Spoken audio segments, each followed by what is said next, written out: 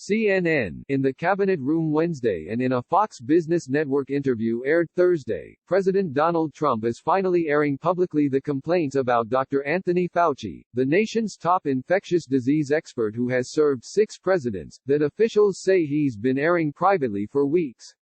Why now? Officials are pointing to a few factors. 1. It's becoming clearer and clearer that reopening the country is Trump's only plan for reviving the economy. The new stimulus package is, as Trump accurately declared, dead on arrival. The Federal Reserve is low on options. The White House has now essentially bet everything that states loosening restrictions will spur growth in time for November's election. Fauci's words of caution are an obstacle at a moment when the economic outlook is grim. 2. Fauci's critics on Fox and in Congress are adjusting their complaints about him to reflect the type of criticism they know appeals to Trump. By casting him as an unelected bureaucrat who is attempting to undermine Trump, they're hearkening back to the deep state conspiracies that have fueled Trump countless times before, most recently during impeachment and even concurrently with the events surrounding the Michael Flynn case. And third, Trump is frustrated that Fauci is eclipsing him in surveys on public trust, most recently the CNN SSRS poll this week. Officials say Trump has long held out some resentment that Fauci is respected and liked by people he has struggled to convert. Fauci said Tuesday his relationship with Trump is not contentious, and Trump has insisted as much previously. In person, officials say this is mostly accurate.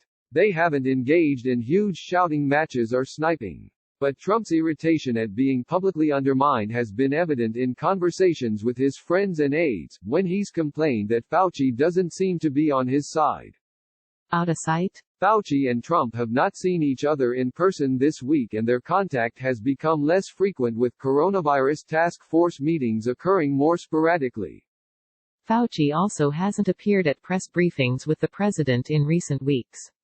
And unlike Dr. Deborah Birx, who has office space in the West Wing, Fauci spends most of his time at the National Institutes of Health.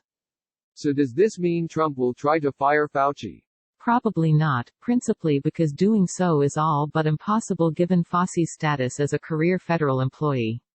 It would require Trump instructing Fauci's direct boss, Health and Human Services Secretary Alex Azar, to fire him for cause, of which there isn't really one.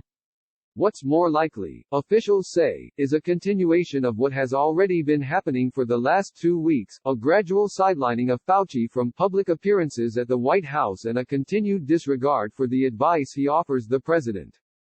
Would the White House look to stop Fauci's TV time?